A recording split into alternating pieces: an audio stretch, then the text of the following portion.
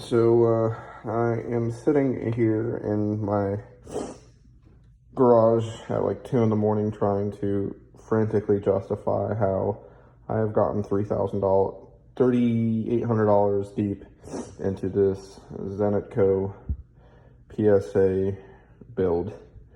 And part of that, all over the Weber nets, I've been seeing a lot of really worrisome complaints about excessive wear. And I've also been getting a lot of questions about how my rifle's been holding up.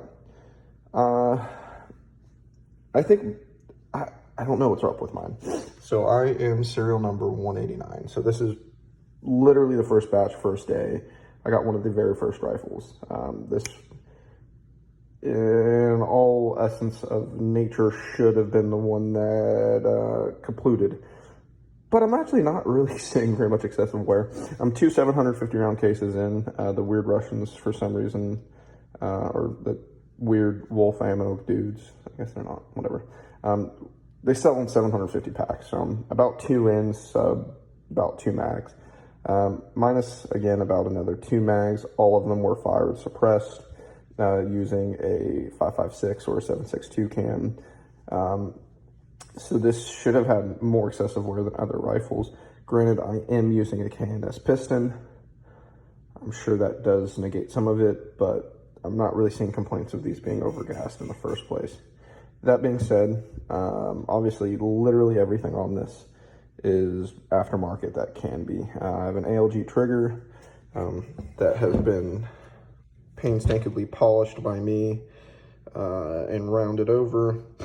And again, there is no wear here. You can see the rails here and the shark fin ejector. I'm really not seeing any excessive wear that I'm aware of. If you see any on the video, let me know. You can still see my trigger here is completely and utterly polished with no seeming imperfections. Again, not the highest round count. I don't have some of these higher round counts that some of these other gentlemen have, but I also don't have support in paying for this ammo, and it was quite expensive. This is the only, here, we'll get back to this because this has some of my fears currently, but again, my recoil spring is also aftermarket, so I don't know if that has anything to do with it, but this is the B33 recoil spring or recoil assembly.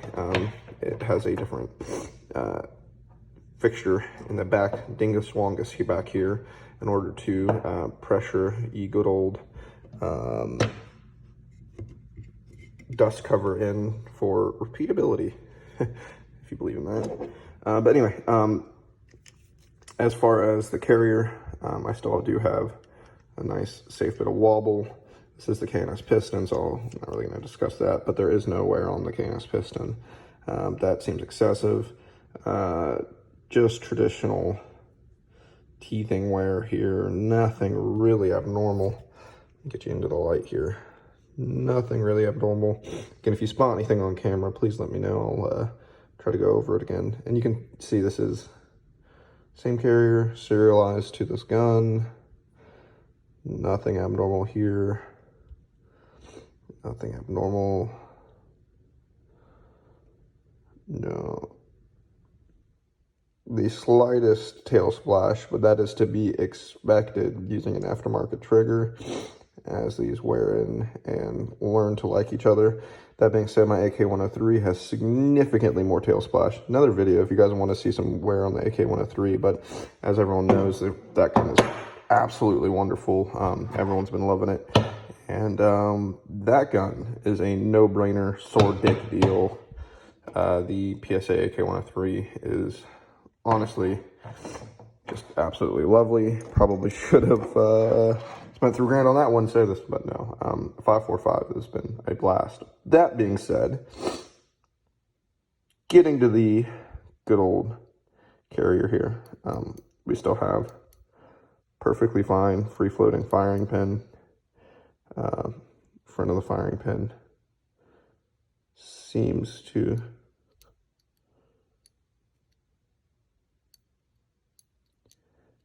drop freely, just with gravity.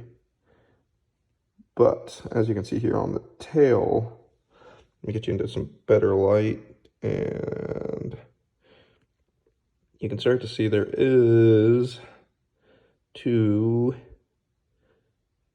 slightly worrisome divots back here. Now, I have no idea if this is going to be concerning. I'm not a engineer here. I'm sure someone here in the YouTube comments will be. But after 1,500 rounds, this seems worryingly excessive. That being said, as I drag my finger, I'm not feeling any burr. I'm assuming the channel here, it's doing itself a favor and knocking off any burr as it comes, but this does seem a bit excessive to me. Obviously, some of these chatter marks here, someone let the blind 12-year-old on the machine.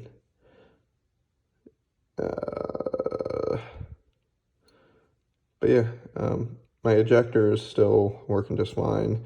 No malfunctions really with this firearm in the 1,500 rounds, aside from a couple teething issues trying to figure out my gas settings. Again, the ammunition I'm using has been Wolf so far. This gun does not like Wolf. I'm going to be switching to Tula if I can get my hands on Bernal, trying to switch to Bernal. I don't really want to mention accuracy yet. It seems to be pretty, unfortunately, standard, and I say that because the AK103 has been absolutely outstanding. As far as accuracy is concerned, this has not really shined.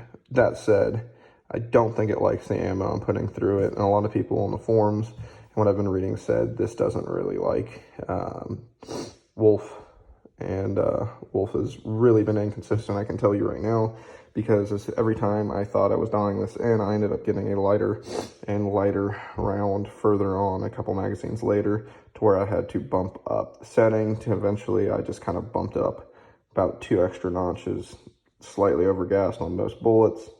Not much, but the inconsistency in loading was apparent in the fact that I was having to constantly finagle for the first, I would say, 5 or 6 mags to figure out my gas setting, just because of how ridiculously underloaded and how ridiculously hot some of these rounds were. So I can't really mention accuracy. That being said, it doesn't seem abnormally inaccurate. It's just very lackluster so far compared to the AK103. Granted, that's an FN barrel. But once we get some Bernal through this, I'll do some accuracy testing, and I'll have a myriad of different ammo. Hopefully I can have some Wolf, Bernal, and Tula and show you guys the differences in accuracy. Aside from that, the stock, I know a lot of you guys mentioned stock wobble, and that's not an issue if you can even manage to get the fucking PT1 in here. I couldn't even get the pin all the way in. It's like halfway down here, and it just seized. So I ended up just fucking chopping it off the top here. I literally, this was the worst thing on earth. If you are going to be installing Xanaco furniture, have patience and a large sledgehammer.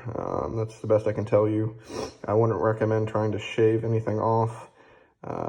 Just enjoy the fact that once you get this in, this is a permanent feature. It is exceedingly difficult to do this. If you're an AR guy getting into AKs, I just want to warn you, Kami furniture compared to Americani furniture gun. To have a Dremel, have some time, and a big-ass sledgehammer. Good luck. Any other questions, comments? If you noticed anything on the gun and you have questions, let me know. And hopefully pretty shortly here I will be able to give you guys another 750 round update, but it's all kind of dependent on the ammo situation. Hopefully next time I'll record all of it as well. But yeah, see you guys at the range.